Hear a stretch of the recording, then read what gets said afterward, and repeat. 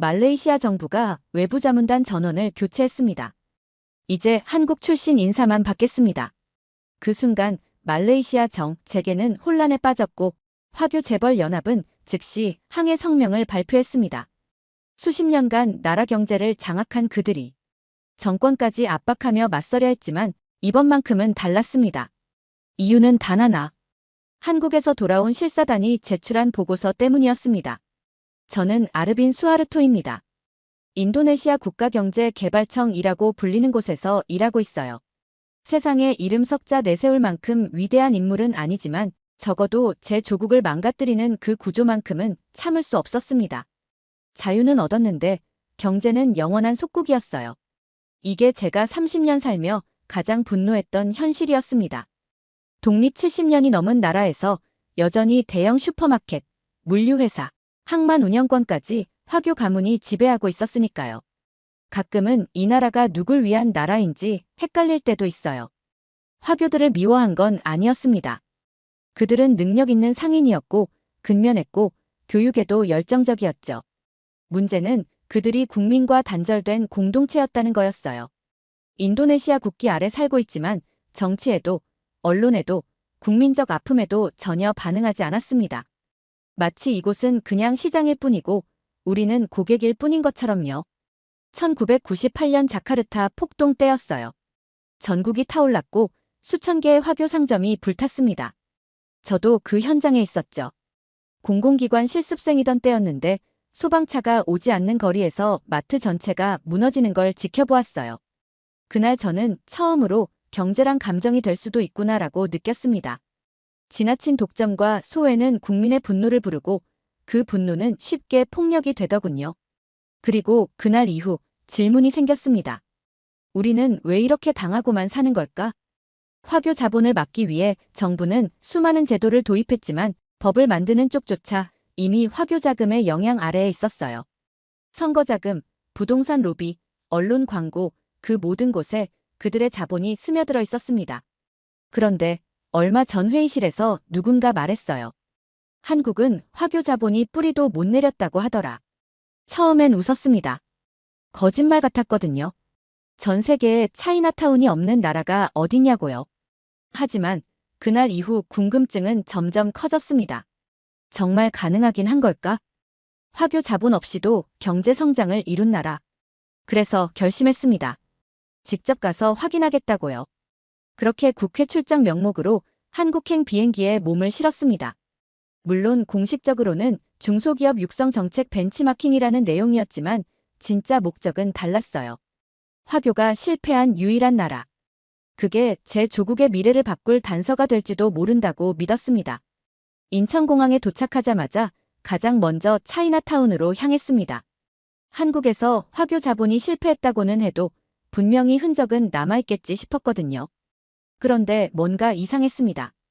거리엔 붉은색 용 장식과 한자로 된 간판이 빼곡했지만 어디서도 화교의 힘은 느껴지지 않았어요. 식당 몇 곳이 전부였고 그마저도 손님 대부분이 한국인 관광객이었죠. 규모도 작았습니다. 제가 알고 있던 싱가포르 차이나타운이나 쿠알라룸푸르의 페탈링 스트리트와는 비교도 안 됐어요. 그 유명하다는 짜장면조차도 중국 출장 때 먹던 맛과는 달랐습니다. 저는 본격적으로 조사를 시작했어요. 혹시 차이나타운 외곽에 본부나 협회가 있나 싶어서 관련 기관을 찾아봤습니다. 서울, 인천, 부산 지역을 샅샅이 뒤졌지만 동남아처럼 화교 상공회의소나 정계와 연결된 커넥션 조직은 존재하지 않았습니다. 한국 내 화교 인구는 3만 명 남짓에 불과했고 그마저도 1세대는 대부분 고령층이었어요. 경제적 영향력은 사실상 제로에 가까웠습니다. 우리나라에선 화교가 대형 유통망, 금융, 방송 광고, 부동산까지 장악했는데 여기선 단지 한 끼 식사조차 장악하지 못하고 있었습니다. 왜 이렇게까지 차이가 나는 걸까요? 서울로 향했습니다. 이제는 조사라기보단 실체를 확인해야겠다는 마음이 더 강했어요. 그래서 한국의 대형 프랜차이즈 본사들을 방문해봤습니다. 식자재 유통회사, 배달앱 본사, 편의점 본사, 백화점 유통망 본사까지요. 놀랍게도 대표이사, 지분구조, 창업자 모두 한국인이었습니다. 동남아라면 상상도 못할 일이죠. 보이지 않는 손, 즉 화교 자본이 항상 깊숙이 박혀 있었으니까요. 그들은 소리 없이 지분을 사고 브랜드를 사들이고 유통망을 확보하죠. 그런데 여기 한국은 겉도 속도 전부 국민 브랜드였어요. 서울에서 만난 어느 교수님의 말이 잊히지 않았습니다. 한국은 외부 자본을 쫓아낸 게 아닙니다. 애초에 들어올 수 없게 만든 나라예요. 처음엔 그 말이 무슨 뜻인지 잘 이해되지 않았습니다. 강력한 규제, 고립주의, 민족주의. 그런 이념으로 외부 자본을 막을 수는 없잖아요. 그런데 자료를 뒤지다 저는 눈을 의심할 수밖에 없었습니다. 1953년 한국은 화폐 개혁을 단행합니다. 그 이름은 1차 통화조치. 지폐 단위를 갑자기 바꿔버린 것이었어요. 국권을 신권으로 교환하되 화교들이 주로 보관하던 현금 자산은 정식 금융기관이 아닌 장롱이나 뒷방 금고에 숨어 있었기 때문에 그 돈들은 하루아침에 휴지 조각이 되어버립니다. 그때 한국 정부가 화교를 지목한 적은 단 한 번도 없었다고 해요. 하지만 결과는 잔혹했습니다. 한국에 정착했던 화교 상인 다수가 생계 기반을 상실했죠. 돈은 있었지만 은행을 신뢰하지 않았던 것이 화근이었습니다. 결국 국가 시스템을 믿지 않은 자본은 그 국가로부터 보호받지 못했던 겁니다. 그리고 불과 9년 뒤 1962년에 또다시 2차 화폐 개혁이 일어납니다. 정부는 이번에도 은행권 밖에 있는 대규모 현금을 대대적으로 무효화시켜버렸습니다. 이쯤 되면 알겠더군요. 이건 외부 자본이 국민 경제를 침투하는 통로를 사전에 차단하는 전략적 조치였던 거예요. 인도네시아에선 상상도 못할 일이었습니다. 우리 정부는 화교 자본을 경계했지만 그 자산을 몰수하거나 무력화시키는 결정을 내릴 정치적 용기가 없었죠. 부패와 타협, 국제 여론을 의식한 무대책 속에 화교는 점점 거대해졌습니다. 반면 한국은 단호했어요. 자신들의 국민에게도 엄격한 룰을 적용하며 자본의 속성 자체를 통제했죠. 서울 도심의 부동산 공시 시스템도 조사해봤습니다. 놀랍게도 1970년대 이후 한국은 외국인의 토지 소유를 제한하는 외국인 토지법을 제정해 실질적인 부동산 소유 자체를 봉쇄했더군요. 화교는 주택 한 채, 점포 하나 이상 소유할 수 없었고 심지어 임대조차도 제한됐습니다. 한마디로 돈이 있어도 뿌리를 내릴 수 없게 만든 겁니다.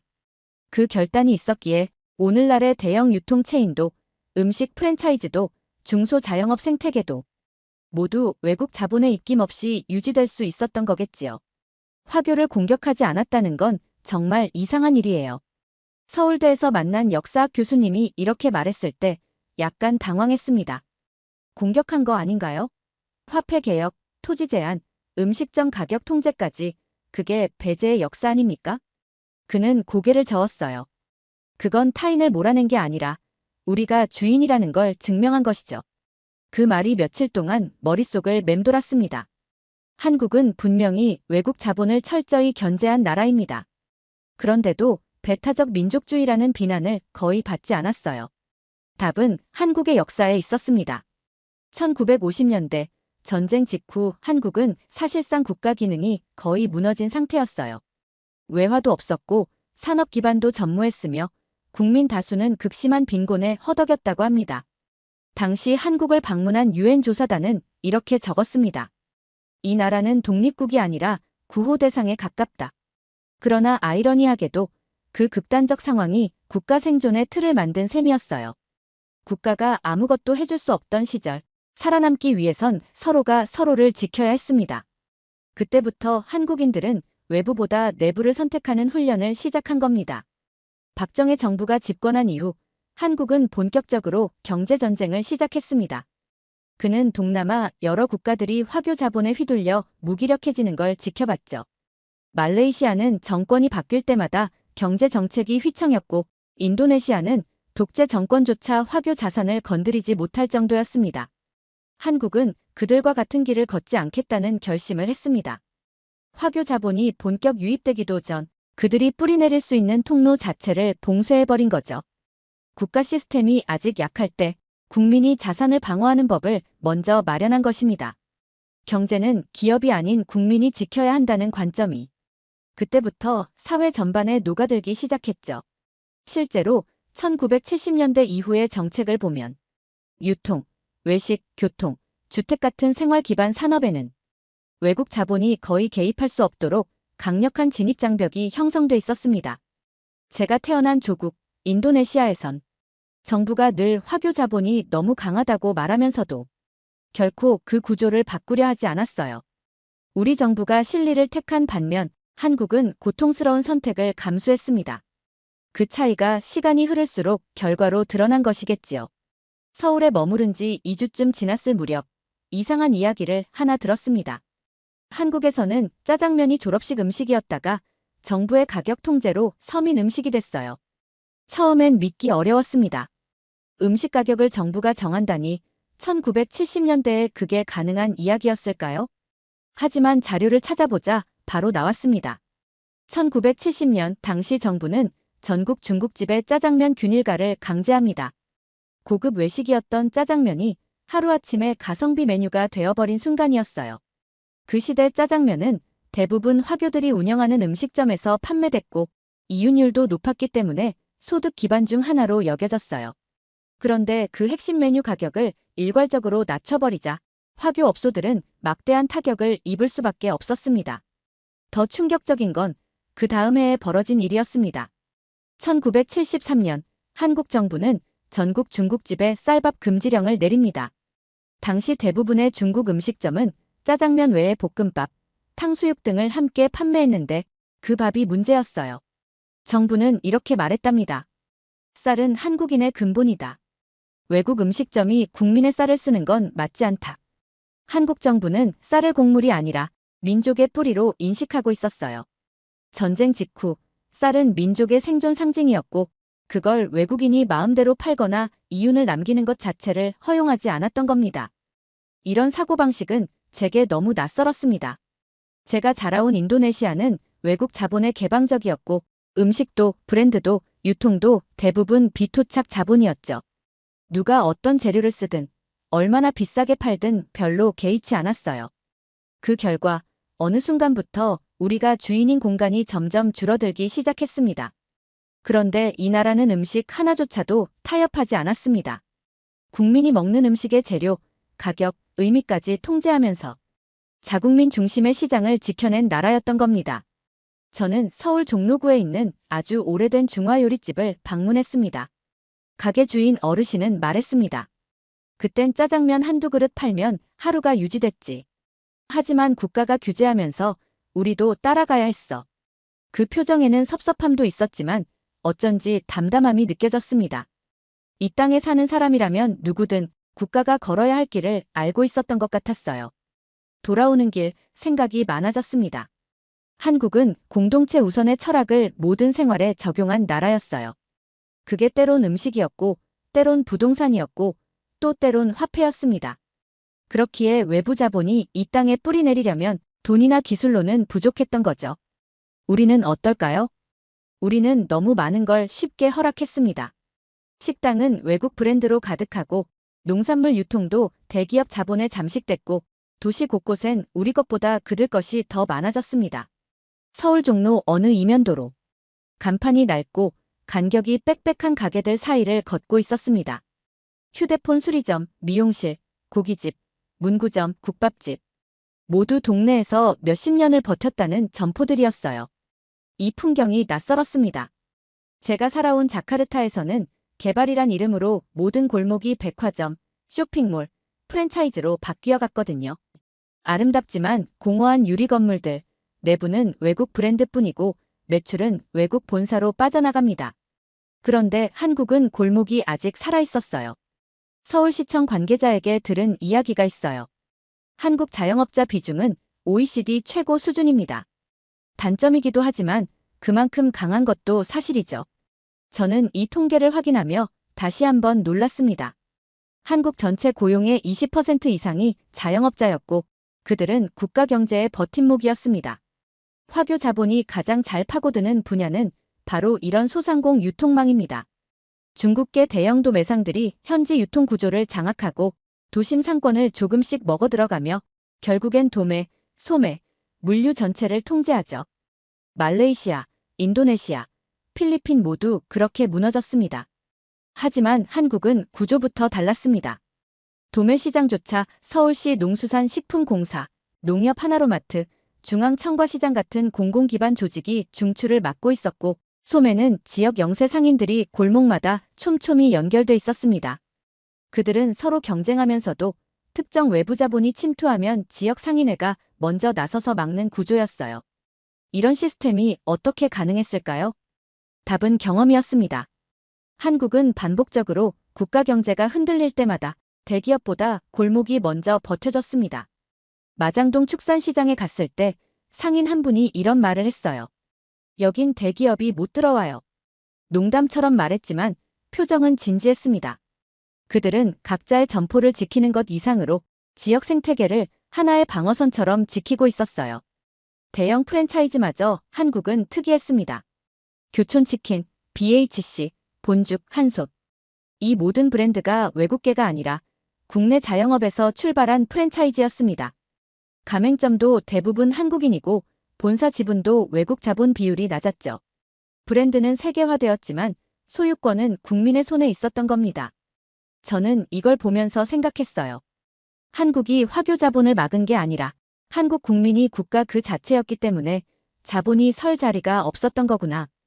우리는 시장은 열되 방어선은 만들지 않았습니다. 외국 자본이 들어오면 당연하다는 듯 무릎 꿇었고 국민은 가성비에 끌려 주권을 팔았죠. 그 결과 길이 사라지고 사람도 사라졌습니다. 한국은 정말 특이한 나라예요. 국가가 국민을 지킨 게 아니라 국민이 시장을, 시장이 국가를 지킨 나라. 그게 이 나라가 세계 10위 경제대국이 된 이유인지도 모르겠습니다.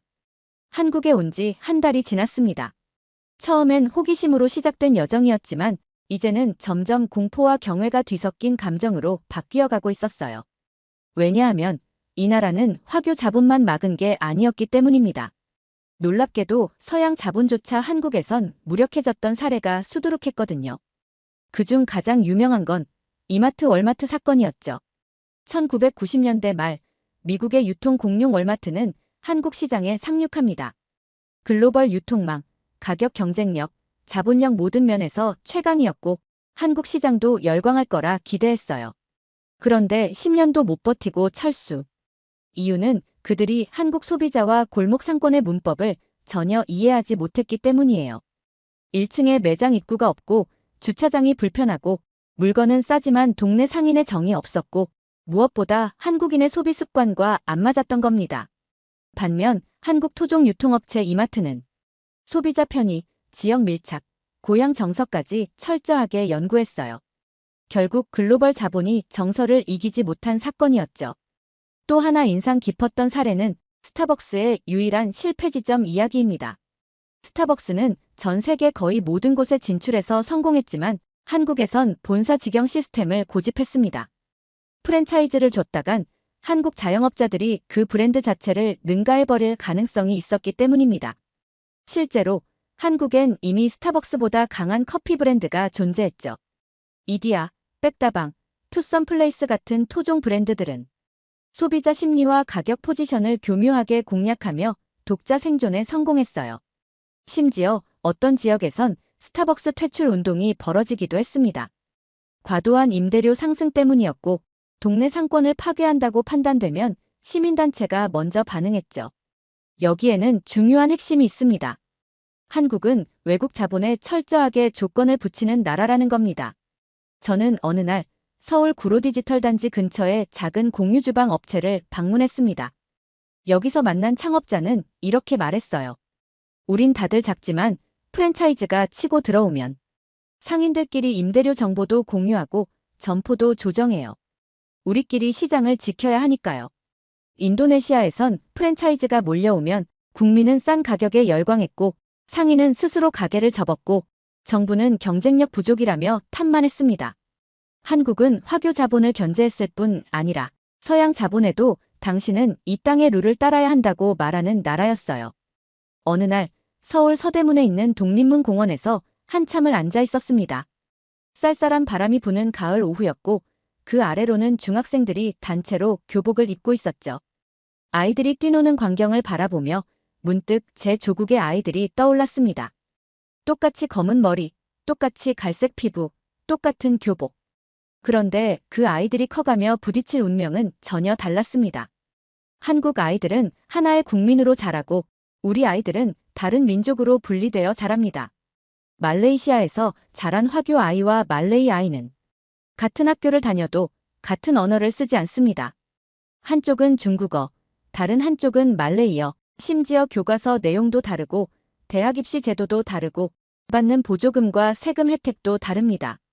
우리는 다문화를 말하면서도 정작 서로를 다른 사람으로 취급하며 살아왔어요. 그건 민족 갈등이라기보다 국가가 국민을 통합할 수 없었던 결과였습니다. 반면 한국은 식민지, 전쟁, 분단이라는 역사 속에서도 우리는 하나다라는 정체성을 지켜냈더군요. 그들은 화교 자본을 몰아낸 게 아니라 민족 공동체라는 테두리 안에 자본이 들어오는 걸 허용하지 않았던 겁니다. 우리는 민족을 갈라놓고 자본을 환영했는데 한국은 자본을 걸러내고 공동체를 지켰습니다. 이 차이를 이해하는데 꽤 오랜 시간이 걸렸습니다. 저는 한국의 민족주의를 처음엔 배타적인 감정이라 생각했어요. 그런데 아니었습니다. 그건 감정이 아니라 전략이었어요. 한 예로 1969년 말레이시아 쿠알라룸푸르에서 발생한 대규모 폭동은 화교의 경제 장악에 분노한 말레이인들이 일으킨 것이었죠. 수백 명이 사망했고 수천 채의 상점이 불탔습니다. 그 뒤로 말레이시아는 부미푸트라 정책이라 하여 말레이계 국민에게 경제적 우대를 제공했지만 그건 갈등을 해결한 게 아니라 갈등을 제도화한 결과가 되었죠. 그때 우리 정부가 배워야 했던 것은 한 민족을 밀어주는 것이 아니라 국민 전체가 공동체 안에서 살아가는 감각을 만드는 것이었어요. 하지만 우리는 그걸 포기했고 그 틈을 화교 자본이 정확히 파고든 겁니다. 서울 중고서점에서 이런 문장을 본 적이 있습니다. 공동체는 강요해서 만들어지는 게 아니라 무너지지 않기 위해 스스로를 붙잡는 사람들로부터 생긴다. 그 문장을 읽고 가슴이 철렁 내려앉았어요. 우리에게 없던 건 민족이 아니라 붙잡고자 하는 의지였다는 걸 알았으니까요. 저는 이곳 한국에서 화교 자본이 왜 실패했는가를 찾기 위해 왔습니다. 그런데 점점 더 제 머릿속을 지배하는 건 이 질문이었습니다. 우리는 도대체 왜 싸우지 않았을까? 한국은 싸웠습니다. 자신들의 자산을 지키기 위해, 골목을 지키기 위해, 때로는 음식 하나, 가격 하나에도 국가가 개입하며 싸웠습니다. 그게 감정적이었든 전략적이었든 결과는 분명했어요. 그들은 시장을 빼앗기지 않았습니다. 반면 우리는 너무도 순순히 국가의 핵심 경제 영역들을 내주었습니다. 그리고 뒤늦게 화교 자본이 너무 세다고 우리 민족은 역차별당한다고 불평만 했죠. 1998년 자카르타 폭동 직후 제 친척 중 한 명이 중국계 쇼핑몰에서 일자리를 잃었습니다. 하지만 아무도 쇼핑몰 주인을 비난하지 않았어요. 그들이 세운 것이고 그들이 책임지는 거라고 오히려 친척이 무능해서 쫓겨난 거라며 침묵했죠. 2000년대 초 말레이시아 정부가 부미푸트라 정책으로 토착민들에게 대학, 공공기관, 주택 청약 등 우대 정책을 펼치자 화교 사회는 즉각 역차별을 외쳤고 국제사회도 인권 침해라 비난했어요. 그때 우리 사회는 어떻게 대응했을까요? 아무도 나서지 않았습니다. 정권은 표 계산만 했고 언론은 광고 수주 때문에 침묵했고 지식인은 갈등을 키우지 말자며 한 발 빼버렸습니다. 결국 싸우지 않기로 한 국민과 그 틈을 정확히 파고든 자본의 싸움에서 승패는 정해져 있던 거였죠. 그게 화교 자본의 승리였는지 국가의 실패였는지 이제는 분간조차 되지 않습니다. 그런 와중에 저는 서울시청 근처에서 열린 전통시장 상생포럼을 참관하게 됐습니다. 중소기업청, 상인연합회, 시민단체, 지자체가 한자리에 모여 전통시장 공동물류센터를 만들기로 논의하는 자리였어요. 놀랐습니다. 이 나라는 대형마트에 맞서기 위해 정부와 국민이 손을 맞잡는 나라였습니다. 그리고 더 놀랐던 건 이 자리에 기업 측이 초청되지 않았다는 점이었습니다. 순간 눈물이 핑 돌았어요. 우리는 언제부터 주체가 아닌 대상으로만 살아왔을까요? 경제정책을 만들면서도 항상 재벌이나 다국적 자본의 입장을 먼저 고려했고 국민은 단지 수혜자 혹은 통계로만 취급했어요. 그 틈에서 화교 자본은 움직였고 우린 그 움직임을 보지 않았습니다. 화교가 나쁘다는 건 아닙니다. 그들도 생존자였고 전략가였고 자신의 공동체를 위해 싸운 존재들이었습니다. 문제는 우리는 아무것도 하지 않았다는 거예요. 그들이 도매시장을 장악할 때 우리는 싼 게 좋다며 침묵했고 그들이 부동산 시장을 선점할 때 우리는 투자니까 어쩔 수 없다고 말했어요. 결국 싸우지 않은 자가 싸운 자에게 지는 건 당연한 일이었겠죠. 한국에 도착했던 첫 주, 인천 차이나타운을 다녀왔습니다. 당시엔 관광지 정도로만 여겼고 화교가 실패한 흔적이라고만 생각했어요. 하지만 다시 가봐야 한다는 생각이 들었습니다. 다시 찾은 인천 차이나타운은 평일 오후라 그런지 한산했습니다. 붉은 간판들, 중화풍의 건축, 기념품 가게들, 겉모습만 보면 그럴듯했지만 눈에 띄는 건 관광객뿐, 화교 사회의 흔적은 찾아보기 힘들었습니다. 저는 식당으로 들어갔습니다. 짜장면이 유명한 집이었죠. 주방장은 한국인이었고 종업원도 모두 토박이었습니다. 매장 한켠에는 60년 전통이라는 문구가 걸려 있었어요. 혹시 사장님이 화교세요? 제가 물었더니 아니요, 한국 사람입니다. 그는 미소 지으며 말했지만 제겐 가볍지 않은 충격이었습니다. 이곳은 차이나타운인데 정작 중국계 자본의 흔적은 사라진 공간이었던 거예요. 그제야 왜 화교가 실패했는가가 아니라 왜 뿌리를 내릴 수 없었는가를 진지하게 생각하게 됐습니다. 답은 명확했습니다. 이 나라는 그들에게 정착할 제도적 틈을 주지 않았어요. 화교들은 보통 두 가지를 필요로 합니다. 첫째, 현금 기반의 빠른 자산 축적. 둘째, 그 자산을 지킬 수 있는 부동산, 점포, 금융망.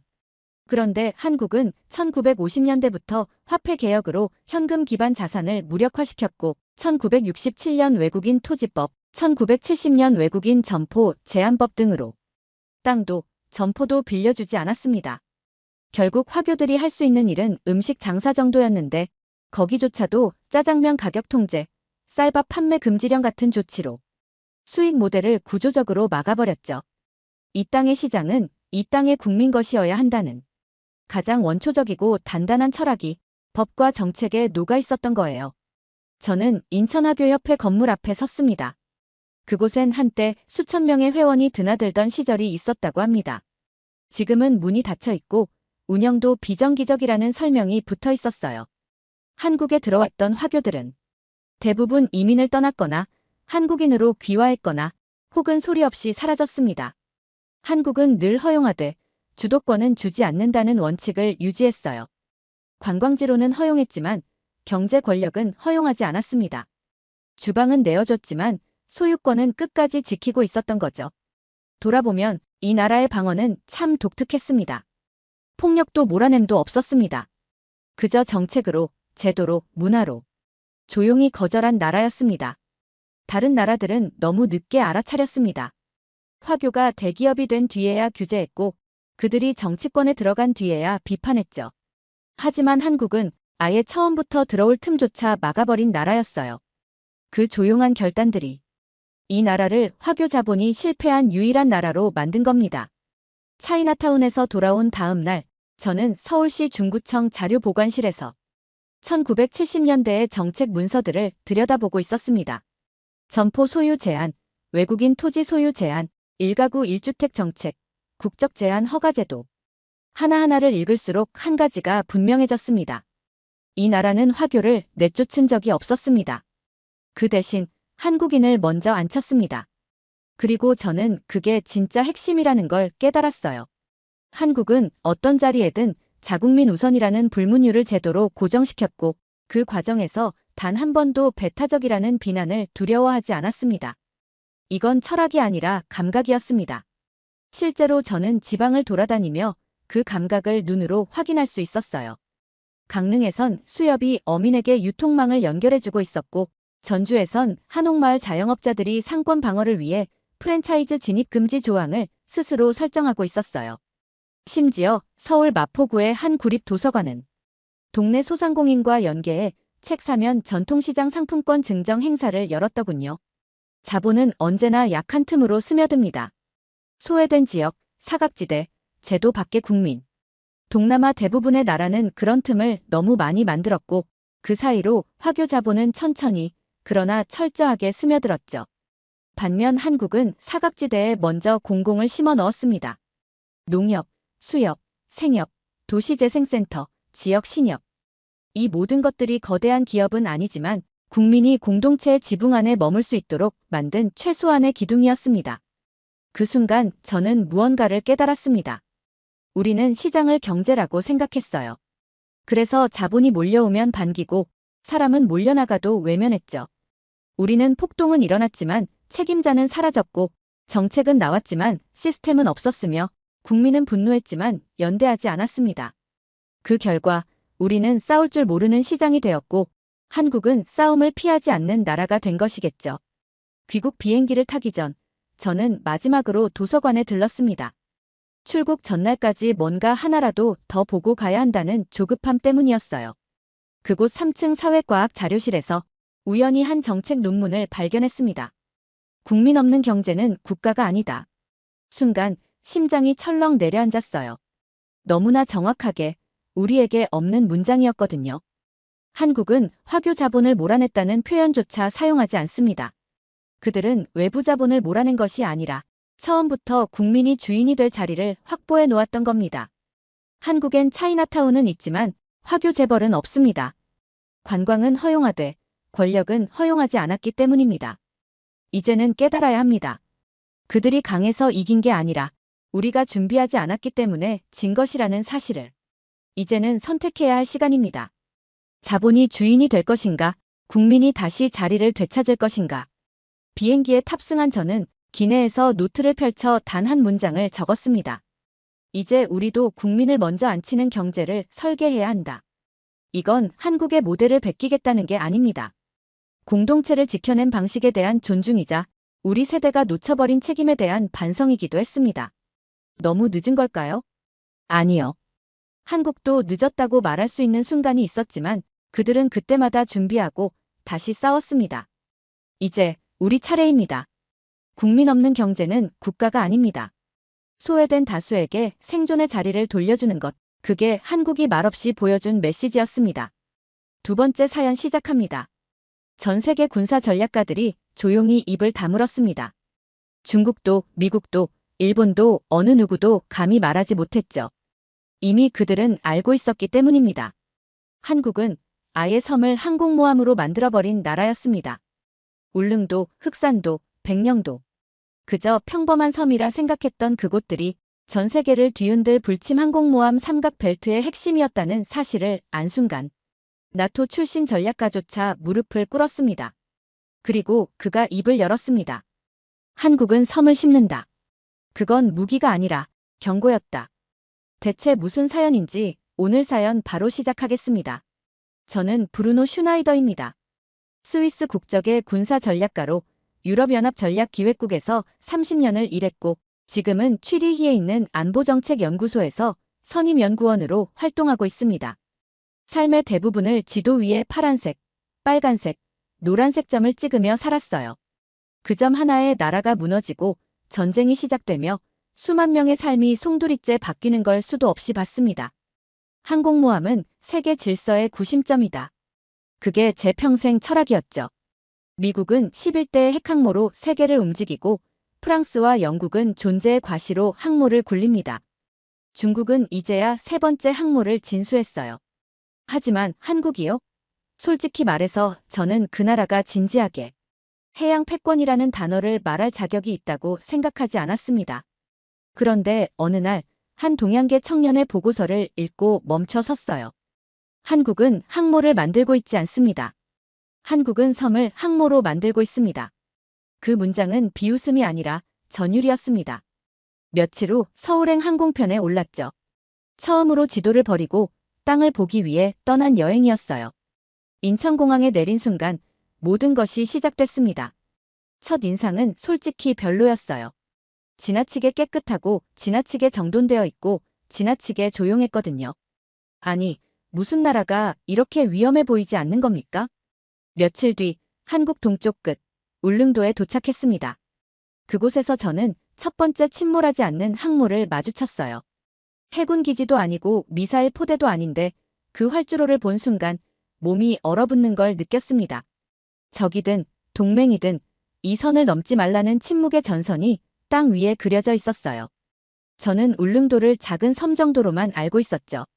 군사 전략 지도에서 중요하게 다룬 적도 거의 없었습니다. 그런데 공항 활주로를 처음 본 순간 제 생각은 완전히 뒤집혔어요. 이거 뭔가 이상하군요. 기체 길이 15m 넘는 중형 전투기들이 착륙할 수 있는 활주로가 고작 인구 9천의 섬에 깔리고 있었어요. 명목은 관광용. 그런데 활주로 폭은 36m. 길이는 정확히 1.2km. 어디서 많이 보던 숫자였습니다. 그건 유럽의 고속 전술 활주로 기준이었어요. 누가 이런 걸 만든 거죠? 제가 물었습니다. 가이드는 웃으며 대답했어요. 정부요. 여기 관광객 더 오라고.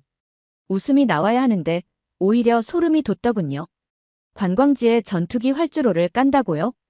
그날 밤 숙소에서 한국의 항공모함 개발사를 전부 뒤졌죠.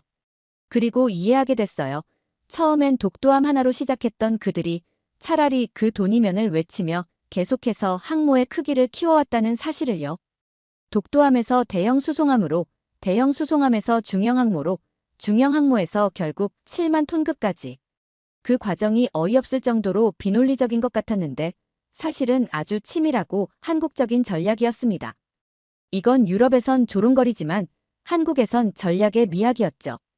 애초에 전투기 몇 대 싣는 정도로 만족하지 않고 언젠가는 적이 절대 넘을 수 없는 선을 만들겠다는 그들의 집착. 그걸 울릉도에서 느꼈어요.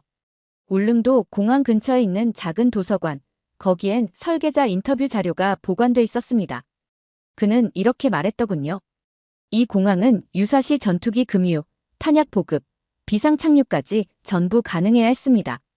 한국은 말하지 않았습니다.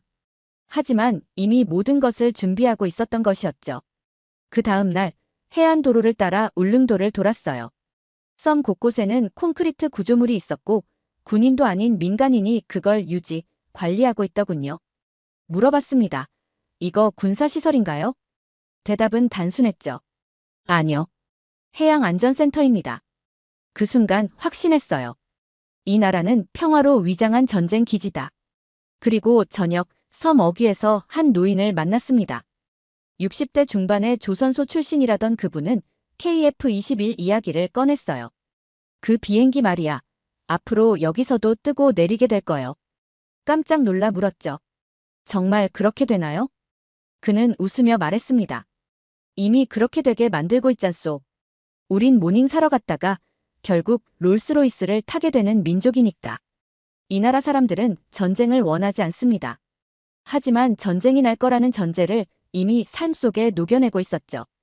길 하나를 내더라도 활주로가 될 수 있도록 깔고 공원 하나를 만들더라도 탄약고가 숨겨질 수 있도록 배치하고 섬 하나를 개발하더라도 그 안에 항모를 숨겨놓는 민족. 그날 밤 울릉도 방파제 끝에서 서쪽 바다를 바라보며 이렇게 생각했습니다. 이 섬은 항모가 아니야. 이건 경고야. 넘지 마라. 여긴 준비되어 있다는 조용한 전선이야. 울릉도를 떠난 뒤 저는 이상한 감정에 휩싸였습니다. 분명 공항을 본 건데 계속 항공모함이 머릿속에서 떠나질 않았어요. 이건 그냥 활주로가 아니라 어떤 국가적 선언처럼 느껴졌거든요. 그래서 확실히 하기 위해 서울로 돌아가지 않고 남쪽으로 향했어요. 다음 목적지는 흑산도. 이름조차 낯설었던 이 섬이 지금은 제 인생에서 절대 잊을 수 없는 기억이 되어버렸습니다. 흑산도는 공중에서 내려다볼 때 마치 남해 바다의 점 하나 찍힌 듯한 작은 섬이었어요. 그런데 놀라운 건 이 섬에도 울릉도와 똑같은 규모의 활주로가 깔리고 있다는 사실이었죠. 1.2km. 그 길이 하나가 모든 걸 설명하고 있었어요. 왜 또 이 사이즈일까? 그 순간 전율이 흘렀습니다. 이건 우연이 아니었어요. 한국은 전술적 삼각구도를 만들고 있었던 겁니다. 동쪽엔 울릉도, 남쪽엔 흑산도, 그리고 나중에 알게 될 서쪽의 백령도. 이 세 섬이 만들어내는 삼각형. 그 중심엔 한국의 본토가 있었고 그 외곽은 철벽이었죠.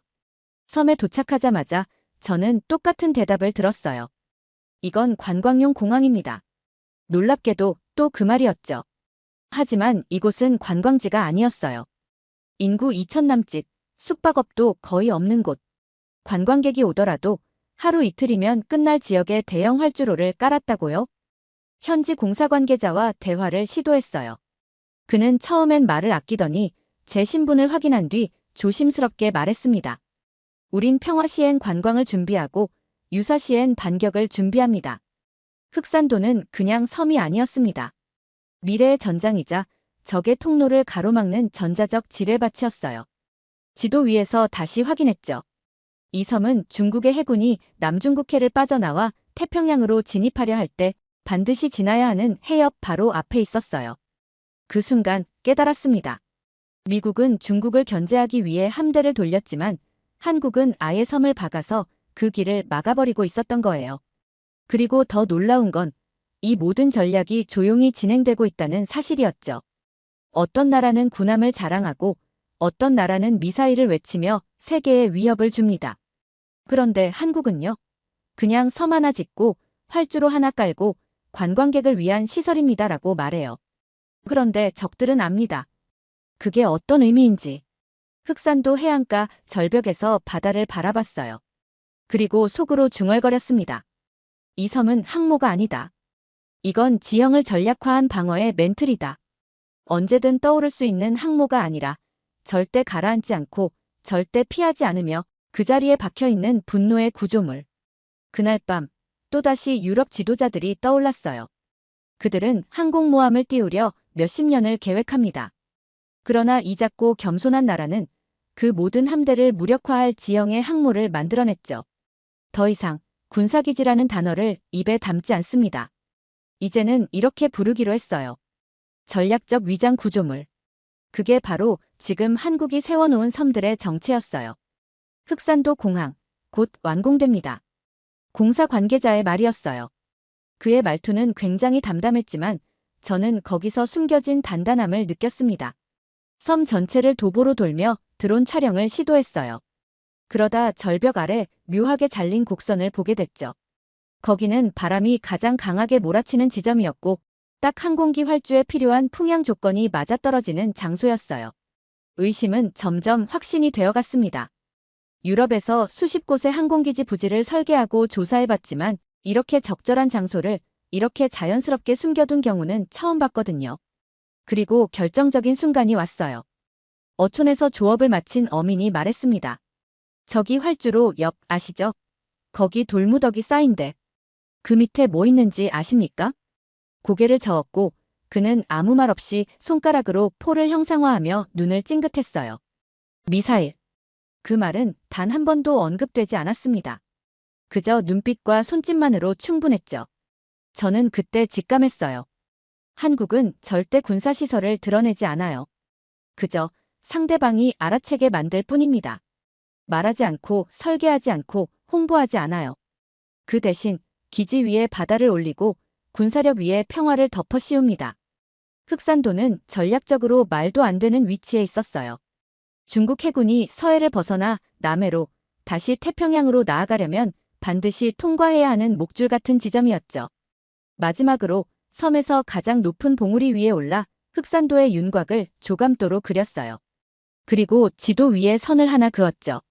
중국 칭다오에서 출발해 남중국해로 이어지는 군사 항로. 그 선은 정확히 흑산도의 활주로 옆을 스쳐 지나가고 있었어요. 중국은 이걸 모를 리가 없겠죠? 제 옆에서 드론 조작을 돕던 청년에게 물었습니다. 그는 웃으며 말했어요. 몰라서 조용한 게 아닐 겁니다. 알기 때문에 더 조용한 거겠죠. 그 말을 듣는 순간 소름이 돋았어요. 이 섬은 적에게조차 말할 수 없는 압박이었죠. 거대한 함대를 띄우는 것보다 섬 하나를 씹는 것이 더 강력하다는 걸 한국은 이미 증명하고 있었습니다.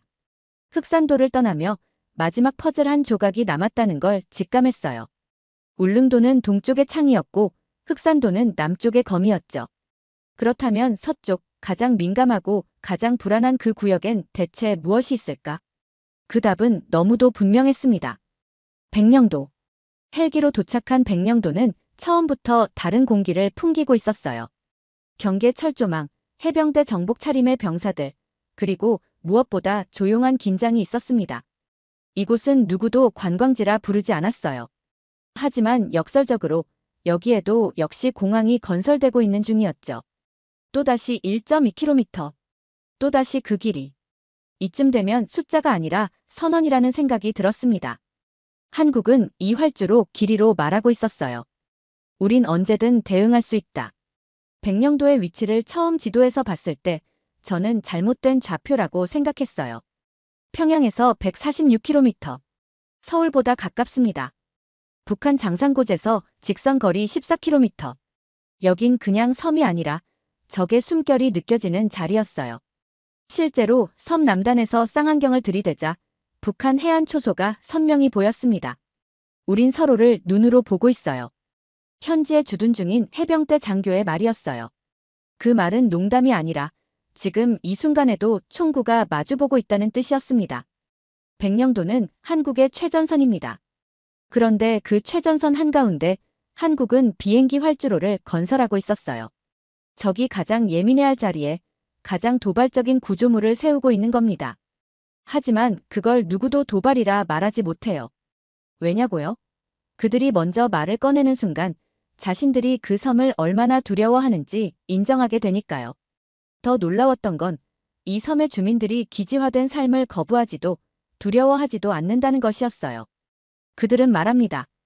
전쟁 나면 제일 먼저 죽는 건 우리일지도 모르죠. 그래도 우린 떠나지 않아요. 백령도 해변을 따라 걷다가 숲을 아래 깔려있는 구조물을 하나 발견했어요. 옛 벙커였죠. 아마 수십 년 전 이 나라가 정말 약했을 때 만들어진 시설이었어요. 그 위에 이제는 활주로가 들어서고 있습니다. 방어의 시대에서 공세의 시대로 바뀐 것이죠. 그 변화는 숫자나 병력 배치보다 훨씬 무서웠어요. 이 섬엔 거대한 함선이 정박해 있는 것도 아니고 레이더 타워가 솟아있는 것도 아니었어요. 하지만 저는 알 수 있었습니다. 이 섬 자체가 함선이었고 이 백령도 자체가 사일로였으며 이 땅 전체가 포문이었어요. 해가 지기 시작하자 서해 바다 건너편으로 붉은 실루엣이 드러났어요. 북한 해안선이었습니다. 침묵하고 있지만 모두가 알고 있는 진실. 한국은 여기에 벽을 세운 것이 아니라 국경을 밖으로 밀어낸 것이었어요. 이 나라에선 어디까지가 국토이고 어디부터가 전선인지 아무도 정확히 말할 수 없습니다. 왜냐하면 그 구분선을 이미 한국 스스로가 없애버렸기 때문이에요. 백령도를 떠나면서 다시 지도를 펼쳤어요. 그리고 그 순간 놀라운 장면을 목격했습니다. 울릉도, 흑산도, 백령도. 세 섬이 마치 보이지 않는 실로 연결된 듯 완벽한 삼각형을 그리고 있었던 겁니다. 정확히 한국 본토를 감싸는 전략적 방패의 형태였어요. 서울로 돌아온 일주일 동안 거의 외출을 하지 않았어요. 하루 종일 지도만 붙잡고 있었죠. 울릉도, 흑산도, 백령도를 수십 번 확대하고 축소하며 그 삼각구도가 의미하는 바를 다시 뜯어보았습니다. 한국은 전쟁 준비를 하는 나라가 아닙니다. 그보다는 전쟁이 일어나는 것을 당연하게 여기는 나라였어요. 그 차이는 엄청나게 큽니다. 프랑스는 국경을 철조망으로 막습니다. 독일은 레이더를 깔고 미국은 위성으로 지키죠. 그런데 한국은 길을 냅니다. 섬 위에 공항을 짓고 활주로를 깔고 그 위로 평화를 덮습니다. 하지만 그 평화는 언제든 전투기 이륙 허가만 떨어지면 불꽃이 될 수 있는 상태로 유지되고 있는 것이었어요. 한날은 서울 종로에 있는 군사서적 전문 서점에서 우연히 군 출신 노인을 만났습니다. 그는 육군 공병 출신이라고 했어요. 그와 여러 대화 중 제가 다녀온 섬에 대해서 이야기하게 되었습니다. 그는 담배를 꺼내 물더니 이렇게 말했어요. 거기 다 지뢰밭입니다. 그 말에 저는 흠칫 놀랐어요. 지뢰밭이라고요? 그는 덧붙였어요. 진짜 지뢰는 없죠. 근데 거기서 전쟁 난다고 생각해봐요. 어디든 다 기지로 바뀔 수 있습니다. 활주로요? 예비기지. 도시요? 시가전 지옥. 학교요? 군병원. 길이요? 탱크 이동 경로. 우린 땅 하나도 그냥 두질 않아요. 이 나라는 미사일이 무기가 아니었습니다. 사람들이 무기였어요. 자신들이 사는 집, 다니는 길, 마시는 물조차 전시에 어떻게 바뀔지 모두 알고 있는 국민들. 그게 무서운 겁니다. 어떤 나라는 방어벽을 만듭니다. 어떤 나라는 공군을 자랑합니다. 그런데 한국은 그냥 아무 말 없이 준비합니다. 그게 한국의 전쟁 방식이었어요. 드러내지 않고 강조하지 않고 공식 발표도 없고 대신 기억에 새겨두는 방식. 한강변을 산책하며 이런 상상을 해봤어요. 만약 오늘 서울에 미사일이 떨어진다면 그럼 이 도시는 어떻게 변할까? 놀랍게도 이미 다 정해져 있었습니다. 지하철은 대피소가 되고 아파트는 고지대 참호가 되고 공원은 헬기 착륙 지점이 되며 학교 운동장은 탄약 수송 경로로 바뀝니다. 그 모든 게 아무도 몰래 그러나 모두가 알고 있는 방식으로 설계돼 있었어요. 이건 집단 기억이 만든 생존의 구조물입니다. 그래서 저는 말하고 싶었습니다. 이건 무기가 아니다. 이건 정신이다. 세계 곳곳에서 전략 컨설팅을 해왔던 제가 이런 문장을 말하게 될 줄은 몰랐어요. 한국은 절대로 전쟁을 피하려 하지 않습니다. 대신 그 어떤 전쟁이라도 끝까지 견딜 수 있도록 전체 사회가 준비돼 있어요. 결국 제가 내린 결론은 이것입니다. 한국은 전쟁을 설계한 나라가 아니라 전쟁이 스쳐 지나가도 끝까지 살아남을 구조를 만든 나라다. 이런 나라를 공격하려는 자가 있다면 그건 총알이 아니라 그 나라의 역사 전체와 부딪히게 될 거예요. 서울 한복판에서 커피를 마시던 어느 날 저는 인터넷 뉴스에서 작고도 묘한 기사를 읽었어요.